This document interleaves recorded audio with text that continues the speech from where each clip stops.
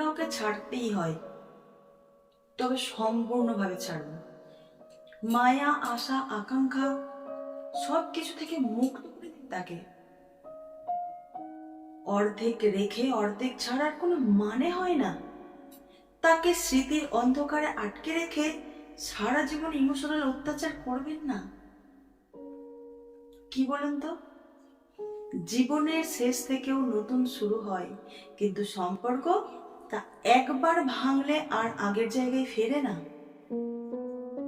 যে চলে যায়, না হলে সে থেকে যায়, না পাশে না দূরে, শুধু বোঝার মতো একটা ভার হয়ে। অনেক সময় মানুষ এক ধরনের নিষ্ঠুর সান্ত্বনা দিতে চায়, আমরা বন্ধু থাকতে পারি, আশাজনক সম্পর্ক থাকুক, কিন্তু সেটা না পুরোপুরি সম্পর্ক, না পুরোপুরি মুক্তি। এই অস্পষ্টতা, এই টানাপোড়ানি সবচেয়ে বেশি মানসিক ক্ষয় করে। দিনের শেষে আপনি নিজেই জানেন না আপনি এই সম্পর্কে আছেন না নেই। আর কিছু মানুষ তো এতটাই স্বার্থপর, তারা না নিজে ভালো রাখে, না তোমাকে তোমার মতো ভালো থাকতে দেয়। তারা তোমাকে এমন এক দোটানায় ফেলে দেয় যেখানে তুমি তাকে ছাড়তেও পারো না। এই মানসিক অত্যাচারটা চোখে দেখা যায় না, কিন্তু মনের ভেতর একটা দেয়াল তৈরি হয়, নিজের ওপর, ভালোবাসার উপর, জীবনের উপর। তাই যেদিন বুঝবে এই সম্পর্কটা সম্মান নেই, শান্তি নেই, সেদিনই নিজের জন্য সৎ হও। একটা সম্পর্ক সুন্দরভাবে শেষ করতে পারাটাও ম্যাচুরিটি। দিনের শেষে আমরা সবাই তো শান্তিই চাই,